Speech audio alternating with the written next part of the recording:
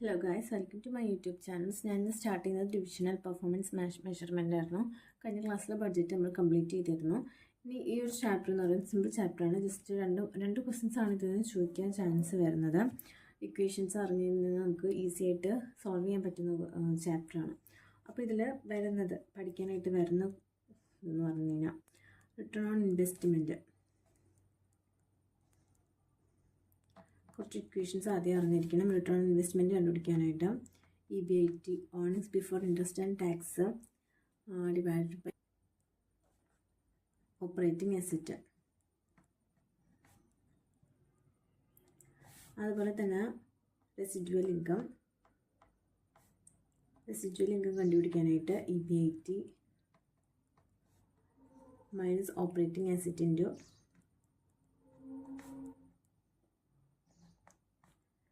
minimum rate of return.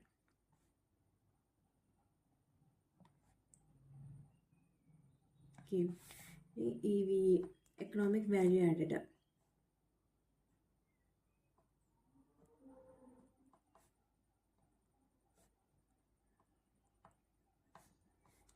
അതിൻ്റെ ഇക്വേഷനാണ് NOPAT, അതായത് net operating profit after tax minus capital employed into weighted average cost of capital. Weighted average cost of capital കണ്ടുപിടിക്കാനായിട്ട് നമ്മൾ ഏതാണ് financial മാനേജ്മെൻറ്റിൽ cost of capital ചാപ്റ്ററിൽ പഠിച്ചതാണ്. So ഈ മൂന്നെണ്ണമാണ് മെയിനായിട്ടല്ല വരുന്നത്. ഈ ഇക്വേഷൻസ് വെച്ചിട്ട് ചെയ്യാനുള്ളതാണ്.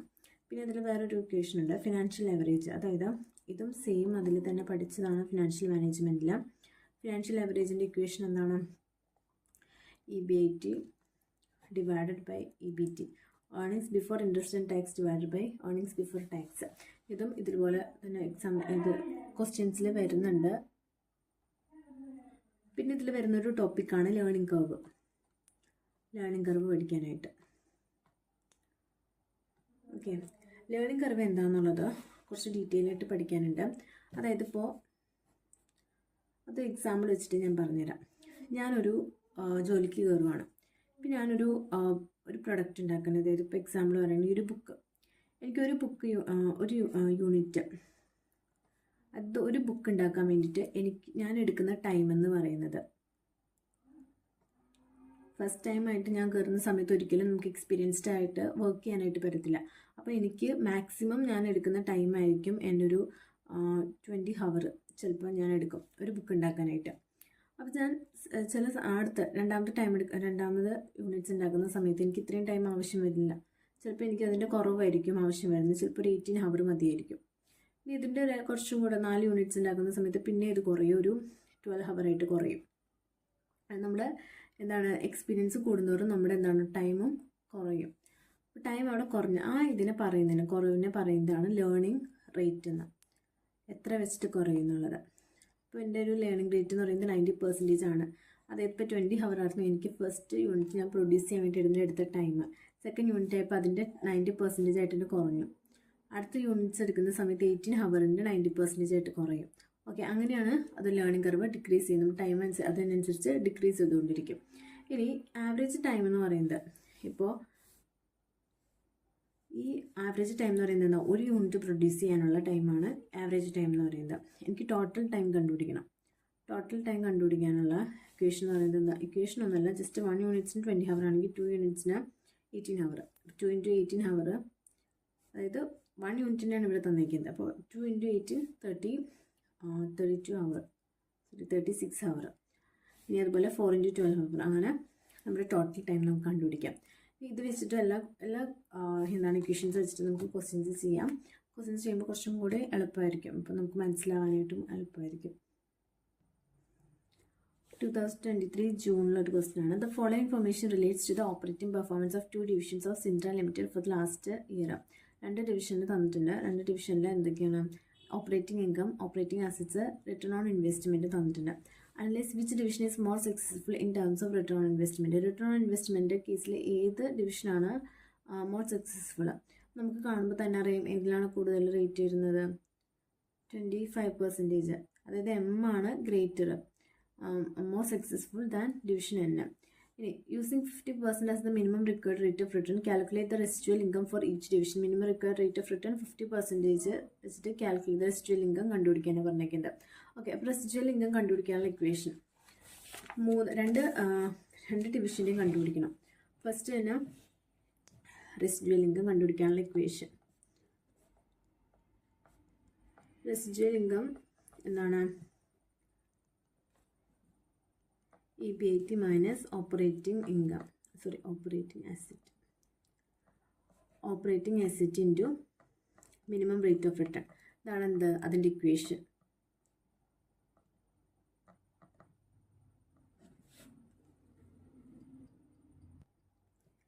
നമുക്കിതിൽ ഡിവിഷൻ എമ്മിൻ്റെയും കണ്ടുപിടിക്കണം, ഡിവിഷൻ എന്നിൻ്റെയും കണ്ടുപിടിക്കണം. EBIT എന്താണ്? ഓപ്പറേറ്റിംഗ് ഇൻകം ആണ് തന്നിരിക്കുന്നത്. ഓപ്പറേറ്റിംഗ് ഇൻകം ആണ് EBIT എന്ന് പറയുന്നത്. ഓപ്പറേറ്റിംഗ് ഇൻകം നമുക്ക് എത്ര തന്നിട്ടുണ്ട്? 15 lakhും 25 lakhും.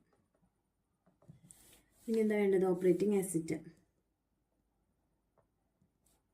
ഓപ്പറേറ്റിംഗ് അസറ്റ് 60 lakh തന്നിട്ടുണ്ട്. അതുപോലെ 1,25 lakh തന്നിട്ടുണ്ട്. നമുക്കിത് ഇക്വേഷനിലേക്ക് യൂസ് ചെയ്തിട്ട് നമുക്ക് റെസിഡ്യുവൽ ഇൻകം കണ്ടുപിടിക്കാൻ പറ്റും. മിനിമം റേറ്റ് ഓഫ് റിട്ടേൺ എത്രയാണ്? 50% തന്നിട്ടുണ്ട്.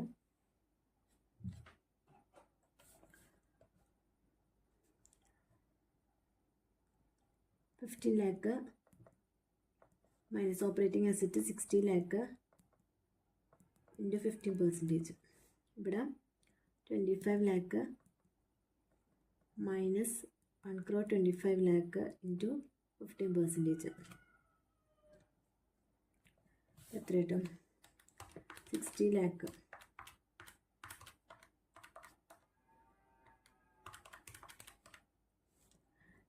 ഇവിടെ റെസിഡ്യുവൽ ഇൻകം 6 lakhും ഇവിടെ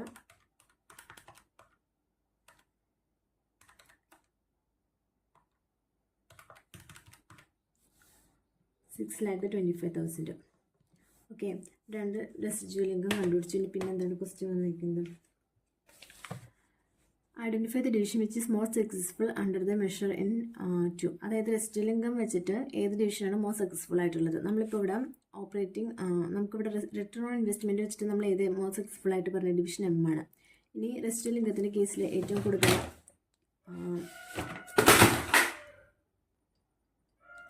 ഏതാണ് സക്സസ്ഫുൾ ഡിവിഷൻ? റെസിഡ്യുവൽ ഇൻകം വെച്ചിട്ട് ഡിവിഷൻ എൻ ആണ് മോർ സക്സസ്ഫുൾ ആയിട്ടുള്ളത്. ഓക്കെ, ആ ക്വസ്റ്റ്യൻ അത്രയാണുള്ളൂ. സിമ്പിൾ ക്വസ്റ്റ്യൻ ആണ്. അത് ജസ്റ്റ് ഇക്വേഷൻ അറിഞ്ഞു കഴിഞ്ഞാൽ നമുക്കത് ആ ഇക്വേഷനിലേക്ക് ഇട്ട് കൊടുത്ത് സബ്സ്റ്റിറ്റ്യൂട്ട് ചെയ്താൽ മതി. പിന്നെ ബാക്കി അവർ തന്നിരിക്കുന്ന ക്വസ്റ്റ്യൻസ് നമ്മൾ അതിനനുസരിച്ച് ആൻസർ ചെയ്താൽ മതി. ലേണിംഗ് കർവിൻ്റെ ഒരു ക്വസ്റ്റ്യൻ ആണ്. Janak limited received an order to make and supply 16 units of standard product which involves intricate labour operations. Okay, എത്ര യൂണിറ്റ്സിൻ്റെ ഓർഡറാണ് കിട്ടിയത്? 16 unitsൻ്റെ. The first unit was made in 8 hours. 8 hours first unit made ചെയ്തു. It is understood that this type of operation subject to 90% learning rate. 90% ആണ് learning rate വരുന്നത്. Workers എത്രയാണ്? 15 per hour-അനുസരിച്ചിട്ട് അവർക്ക് rate കൊടുക്കുന്നുണ്ട്. ഇനി what is the total time and labour cost required to execute the above order? അതായത് 16 units നമുക്ക് എത്ര time വേണ്ടി വരും? അതുപോലെ തന്നെ അതിന് വരുന്ന വേജ് എത്ര വരുന്ന? ഇത്രയാണ് നമുക്ക് കണ്ടുപിടിക്കാനുള്ളത്. അപ്പോൾ അത് കണ്ടുപിടിക്കാൻ വേണ്ടി നമുക്ക് എന്ത് ചെയ്യണം? നമ്മുടെ ആദ്യം തന്നെ ടേബിൾ ഉണ്ടാക്കുക. അതായത് യൂണിറ്റ് പ്രൊഡ്യൂസ് ചെയ്യാൻ വേണ്ടി എടുക്കുന്ന ടൈം, യൂണിറ്റ് എത്ര, average time, then total time. Okay, ഇവിടെ എന്താ പറഞ്ഞിരിക്കുന്നത്? 1 unit പ്രൊഡ്യൂസ് ചെയ്യാനായിട്ട് എടുക്കുന്ന ടൈം എത്രയാണെന്ന് പറഞ്ഞാൽ 8 hours. 8 hours. നെക്സ്റ്റ് അതിൻ്റെ ഇരട്ടി 2 hours പ്രൊഡ്യൂസ് ചെയ്യാൻ സമയത്ത് എത്ര എടുക്കും? 8ൻ്റെ 90%. 8 × 90% എത്ര വരും? 7.2. ഇനി അടുത്തത് 2ൻ്റെ ഇരട്ടി 4 എടുക്കുന്ന സമയത്ത് ഇത് 7.2ൻ്റെ 90%, 6.48. അടുത്തത് 8. നമുക്ക് 60 units വരെ ഉണ്ടാക്കണം. 4ൻ്റെ ഡബിൾ 8, 6.48ൻ്റെ 90%, 5.832. ഇനി 8ൻ്റെ ഡബിൾ എത്രയാണ്? 16 units. അതിൻ്റെ 90% വരുമ്പോൾ 5.2488. ഇത്രയും ഹവർ എടുക്കും. അപ്പോൾ നമുക്ക് 60 units വരെ മതി. നമുക്ക് 60 unitsൻ്റെ ടോട്ടൽ ടൈം എത്ര എടുക്കുന്നതെന്ന് നോക്കണം. അപ്പോൾ ഇവിടെ യൂണിറ്റ് 1 പ്രൊഡ്യൂസ് ചെയ്യാനായിട്ട് 8 hour എടുക്കും. ടോട്ടൽ ടൈം 8 hour തന്നെ.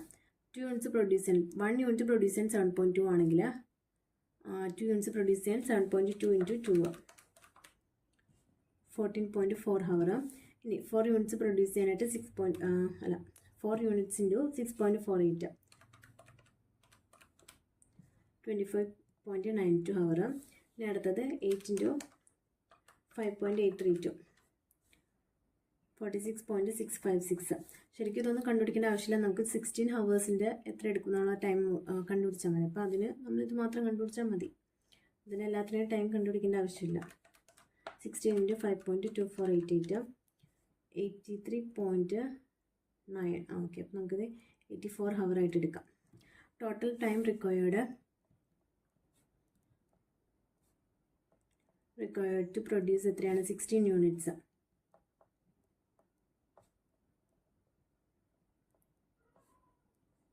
$84 ഹവർ. ഇനി അതിന് വേണ്ടി ടൈം വേജസ് എത്രയാണെന്ന് ചോദിച്ചിട്ടുണ്ട്. ലേബർ കോസ്റ്റ് എത്ര വരും? 84 ഹവറാണ് 60 യൂണിറ്റ്സ് പ്രൊഡ്യൂസ് ചെയ്യാനായിട്ട് എടുക്കുന്ന ടൈം. പെർ ഹവറിന് എത്ര വെച്ചിട്ടാണ് വേജ്? 15. അപ്പോൾ 84 ഇൻറ്റു 15 1260. ഓക്കെ, സിമ്പിളാണ് ലേണിംഗ് കർവ്. അതിൽ നിന്ന് എന്തായാലും ഒരു ക്വസ്റ്റ്യൻ ഉറപ്പാണ്. എന്തായാലും 2-3 ക്വസ്റ്റ്യൻ ചെയ്യുമ്പോഴത്തേക്കും തറവാകും. ഓക്കെ, അടുത്തൊരു ക്വസ്റ്റ്യനാണ്. Radiance Engines Limited manufacture engines mounting for Akash Airline. They have been asked to bid on a prospective contract for 30 engines mounting for the jet aircraft. അവർക്ക് എത്രയുണ്ട് ഇതാണ് വന്നത്? ഓർഡറാണ് വന്നത് 30 എൻജിൻസിൻ്റെ. അപ്പം they have just completed an initial run of 10 of this morning at the mounting at the following cost. ഇത്രയാണ് അവർക്ക് വന്നിരിക്കുന്നത് cost. Direct material, direct labour, variable overhead, fixed overhead. ഇനി ഇതൊക്കെ എന്താണ്? ലേബർ ഹവേഴ്സിന് വെച്ചിട്ടാണ് തന്നിരിക്കുന്നത്. ഇത് എത്രേൻ്റെയാണ് ഈ തന്നിരിക്കുന്നത്? 10 യൂണിറ്റ്സിൻ്റെയാണ് ഈ തന്നിരിക്കുന്നത്. At 80% learning curve is thought to be pertinent in this case. Marketing director believes that the quotation is unlikely to be accepted if exceeds 38,000 and the company are short of work. He believes the contract to be vital. You are required to comment whether it is worth accepting it. 38,000 ഇത് worth accepting ആണെന്ന് ചോദിച്ചിരിക്കുന്നത്. നമുക്ക് എത്രേൻ്റെയാണ്? 30 എൻജിൻസിൻ്റെയാണ് ഉണ്ടാക്കേണ്ടത്. 10 എൻജിൻസിൻ്റെ ഉണ്ടാക്കേണ്ട amount തന്നിട്ടുണ്ട്. നമുക്ക് എന്തിൻ്റെ കണ്ടുപിടിക്കണം? 30 എൻജിൻസ് ഉണ്ടാക്കുന്നതിൻ്റെ കോസ്റ്റ് കണ്ടുപിടിക്കണം. എന്നിട്ട് 38,000 കുറവാണ് വന്നിരിക്കുന്നതെങ്കിൽ നമുക്ക് എന്താണ്? വർത്ത് അക്സെപ്റ്റിംഗ് ആണ്. അല്ലാന്നുണ്ടെങ്കിൽ ഇതിനേലും എക്സീഡ് ചെയ്യുന്നുണ്ടെങ്കിൽ എന്തായിരിക്കും? അത് റിജക്റ്റ് ചെയ്യുന്നതായിരിക്കും നല്ലത്. അപ്പോൾ അതിന് വേണ്ടിയിട്ട് നമുക്ക് ആദ്യം തന്നെ എന്ത് കണ്ടുപിടിക്കണം? ഈ 10 യൂണിറ്റ്സ് ഉണ്ടാക്കാനായിട്ട് ഇവിടെ എത്ര ലേബർ ഹവർ വന്ന കാര്യങ്ങളൊക്കെ പറഞ്ഞു. ഇവിടെ 13 എൻജിൻസ് ഉണ്ടാക്കാനായിട്ട് നമുക്ക് എത്ര ലേബർ ഹവർ വേണം എന്നുള്ളത് നമ്മൾ ആദ്യം കണ്ടുപിടിക്കണം. അപ്പോൾ ആദ്യം തന്നെ എന്ത് കണ്ടുപിടിക്കണം? യൂണിറ്റിനുള്ള ആവറേജ് ടൈം, പിന്നെ ടോട്ടൽ ടൈം. നമുക്കിവിടെ 10 യൂണിറ്റ്സിൻ്റെയാണ് തന്നിരിക്കുന്നത്. ടോട്ടൽ ടൈം 10 യൂണിറ്റിന് നമുക്ക് എന്താണ്? ടോട്ടൽ ടൈം തന്നിട്ടുണ്ട് 2000 ഹവർ ആണ്. അങ്ങനെ നിങ്ങൾക്ക് 1 യൂണിറ്റിന് എത്രയായിരിക്കും? 2000 ഡിവൈഡഡ് ബൈ 10 200 ഹവർ ആയിരിക്കും. Okay, 200 into 10 2000. അപ്പം അതുപോലെ തന്നെ നമുക്ക് 20 യൂണിറ്റ്സിൻ്റെ ഇതിൻ്റെ ഡബിൾ 20 യൂണിറ്റ്സിന് കണ്ടുപിടിക്കാനായിട്ട് എന്ത് ചെയ്താൽ മതി? ഇതിൻ്റെ ലേണിംഗ് റേറ്റ് ഇപ്പോൾ 200 ഇൻറ്റു 80%. 200ൻ്റെ 80% എത്രയാണ്? 160 ആണ്. 160 എന്ന് പറയുന്നത് 20 യൂണിറ്റ്സിന് വരുമ്പോൾ എത്ര വരും? 160 ഇൻറ്റു 20 യൂണിറ്റ്സിന് അപ്പോൾ 3200 വരും ഹവർ. ഇനി അടുത്തത് 30 യൂണിറ്റ്സ്, ഇതിൻ്റെ ഇരട്ടി, അപ്പോൾ 40 യൂണിറ്റ്സിനുള്ളത്. അപ്പോൾ എത്ര വരും? 40 യൂണിറ്റ്സിന് 160ൻ്റെ 80% 128. 40 യൂണിറ്റ്സിന് അപ്പോൾ എത്ര വരും? 5120 ഹവർ. ഓക്കെ, നമുക്ക് 30 യൂണിറ്റ്സിന് വരുന്ന ടൈമാണ് കണ്ടുപിടിക്കേണ്ടത്. അപ്പോൾ ഇവിടെ 40 യൂണിറ്റ്സിൻ്റെ ഉണ്ട്, 10 യൂണിറ്റ്സിൻ്റെ ഉണ്ട്. നമുക്ക് എന്താ 30 യൂണിറ്റ്സിനെ കണ്ടുപിടിക്കാനായിട്ട് 40 യൂണിറ്റ്സ് മൈനസ് 10 യൂണിറ്റ്സ്. 40 യൂണിറ്റ്സിന് എടുത്ത ടോട്ടൽ ടൈം എത്രയാണ്? 5120 ഹവർ മൈനസ് 10 യൂണിറ്റ്സിന് 2000 ഹവർ. അപ്പോൾ നമുക്ക് എത്ര കിട്ടും? 3120 ഹവർ ഫോർ 30 യൂണിറ്റ്സിന്. ഓക്കെ, ഇനി നമ്മളോട് എന്താ കണ്ടുപിടിക്കാൻ പറഞ്ഞേക്കുന്നത്? 3120 ഹവേഴ്സ് അത് നമുക്ക് 30 യൂണിറ്റ്സിനുള്ള കോസ്റ്റ് കണ്ടുപിടിക്കാൻ പറഞ്ഞിട്ടുണ്ട്. അപ്പം കോസ്റ്റ് ഫോർ 30 എൻജിൻസ്. ആദ്യം തന്നെ ഡയറക്റ്റ് മെറ്റീരിയൽ എത്രയാണ് തന്നിരിക്കുന്നത്? നമുക്കിവിടെ 7000 തന്നിട്ടുണ്ടായിരുന്നു. 7,000 10 യൂണിറ്റ്സിനാണ് തന്നിരിക്കുന്നത്. 7,000 10 യൂണിറ്റ്സിനാണെങ്കിൽ 30 യൂണിറ്റ്സിന് എത്രയായിരിക്കും? 7,000 ഇൻറ്റു 10 30 21,000. ഓക്കെ. അടുത്തത് direct labour. Direct labour per ഹവറിന് 4 ആണ് തന്നിട്ടുണ്ട്. At 4 per hour. നമുക്ക് ടോട്ടൽ എത്ര ഹവർ വേണ്ടി വന്നു? 3,120 ഹവർ വേണ്ടി വന്നു. 3,120 ഇൻറ്റു 4 12,480. ഓക്കെ. ഇനി അടുത്തത് variable overhead. Variable overhead at 0.5 per labour ഹവറിന്. അപ്പോൾ 0.5 ഇൻറ്റു 3,120 1,560. ഇനി ഫിക്സ്ഡ് ഓവർഹെഡ് ഉണ്ട്. പക്ഷെ നമ്മളിവിടെ ഫിക്സ്ഡ് ഓവർഹെഡ് എടുക്കുന്നില്ല. കാരണം എന്താ? നമ്മൾ 10 യൂണിറ്റ്സ് മേക്ക് ചെയ്താലും 30 യൂണിറ്റ്സ് മേക്ക് ചെയ്താലും 30 യൂണിറ്റ്സിന് വരുന്ന എക്സ്ട്രാ കോസ്റ്റാണ് നമ്മളോട് കണ്ടുപിടിക്കാൻ പറഞ്ഞേക്കുന്നത്. അപ്പോൾ നമ്മൾ ഓൾറെഡി 10 യൂണിറ്റ്സ് അവിടെ മേക്ക് ചെയ്യുന്നുണ്ട്. അപ്പോൾ നമുക്ക് ഫിക്സ്ഡ് കോസ്റ്റ് അവിടെ വരുന്നുണ്ട്. പിന്നെ അതിൻ്റെ കൂടെ വേറെ എക്സ്ട്രാ ഫിക്സ്ഡ് കോസ്റ്റ് അവിടെ ആഡ് ചെയ്യേണ്ട കാര്യമില്ല.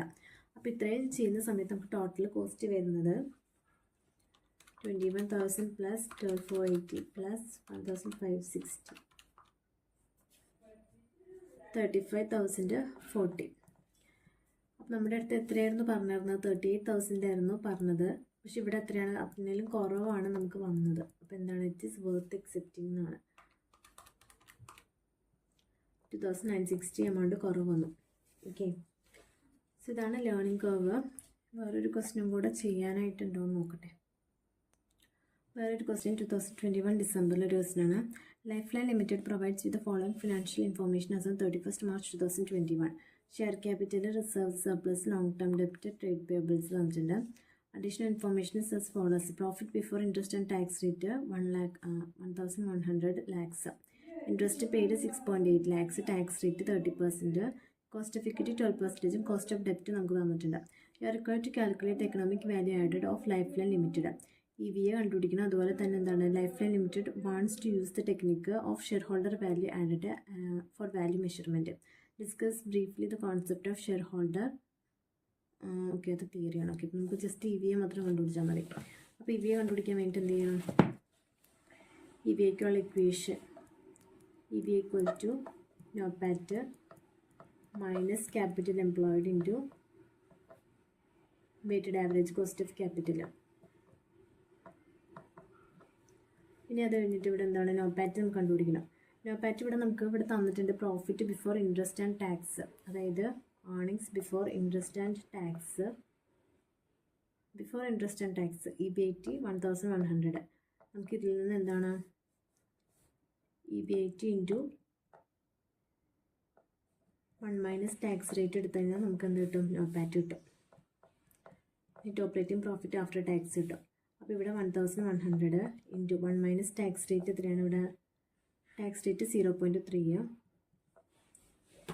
1,100 ഇൻറ്റു 0.7 770. എന്ത് കിട്ടി? നമ്മുടെ നോപ്പാറ്റ്. ഇനി അടുത്തത്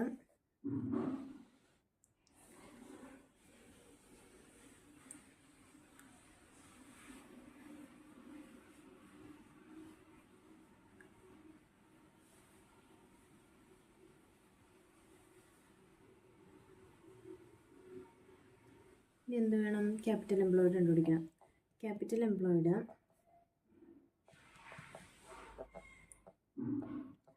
നമുക്ക് ഏതൊക്കെ തന്നിട്ടുണ്ട്? ഷെയർ ക്യാപിറ്റൽ തന്നിട്ടുണ്ട്. ഷെയർ ക്യാപിറ്റൽ 440 lakhs തന്നിട്ടുണ്ട്. Reserve and surplus 630, long term ഡെപ്റ്റ് 60. പിന്നെ അതുപോലെ ഓക്കെ, അത്രയാണുള്ളൂ. അത്രയാണ് നമ്മുടെ ക്യാപിറ്റൽ. ബാക്കി ട്രേഡ് പേബിൾസ് കറണ്ട് ലയബിലിറ്റിയാണ്. 440 പ്ലസ് 630 പ്ലസ് 60 ടോട്ടൽ എത്ര വരും? 1,130 lakh. ഇത്രയാണ് നമ്മുടെ എന്ത് വരുന്നത്? ക്യാപിറ്റൽ എംപ്ലോയിഡ് വരുന്നത്. ഇനി ഇതിൽ നിന്ന് നമുക്ക് എന്താ കണ്ടുപിടിക്കണം? Weighted average cost of capital കണ്ടുപിടിക്കണം. Weighted average cost of capital കണ്ടുപിടിക്കാൻ നമുക്ക് ഡയറക്റ്റായിട്ട് എന്തൊക്കെ തന്നിട്ടുണ്ട്? കോസ്റ്റ് ഓഫ് ഇക്വിറ്റി തന്നിട്ടുണ്ട്, കോസ്റ്റ് ഓഫ് ഡെപ്റ്റ് തന്നിട്ടുണ്ട്. അതായത് KD തന്നിട്ടുണ്ട് 6%, KE തന്നിട്ടുണ്ട് 12%. ഇത് വെച്ചിട്ട് നമുക്ക് VW അതായത് weighted average cost of capital കണ്ടുപിടിക്കാനായിട്ട് എന്ത് ചെയ്താൽ മതി? സോഴ്സസ് ഇക്വിറ്റി ഷെയർ ക്യാപിറ്റൽ, അതുപോലെ തന്നെ ഡിബഞ്ചേഴ്സ് 440 + 630, അതാണ് ഇക്വിറ്റിയുടെ എമൗണ്ട് എന്ന് പറയുന്നത്. 1070. എത്ര വരും? Debentures 60 lakh, total 1130 lakh. ഇതിൻ്റെ വെയിറ്റ് എത്ര വരും? 1070 divided by 1130, 0.946. 60 divided by 1130, 0.053. Okay, ഇതിൽ നിന്ന് നമുക്ക് എന്ത് കണ്ടുപിടിക്കാം? Cost of capital. Cost of capital നമുക്കൊരു തന്നിട്ടുണ്ട് 6%, KDയുടെ 6%, 12% ഇക്വിറ്റിയുടെ, KDയുടെ 6%. Weighted average cost of capital കണ്ടുപിടിക്കാൻ ഇത് രണ്ടും കൂടെ ഇൻറ്റു ചെയ്യാം. 12% ഇൻറ്റു 0.946, 11.352. Then 0.053 into 0.06, 100, 0.318%. Total എത്ര വരും? 11.67%. ഓക്കെ, നമുക്ക് എന്ത് ചെയ്യാം? ഇക്വേഷനിലേക്ക് സബ്സ്റ്റിറ്റ്യൂട്ട് ചെയ്യാം. So EV equal to not 770 minus capital employed 1130 lakh, 770 lakh അല്ലേ, into 11.67%. 1130 lakh into 11.67% minus 770, 638.129 lakh വരും. ഓക്കെ, ആണ് എക്കണോമിക് വാല്യൂ ആഡഡ്.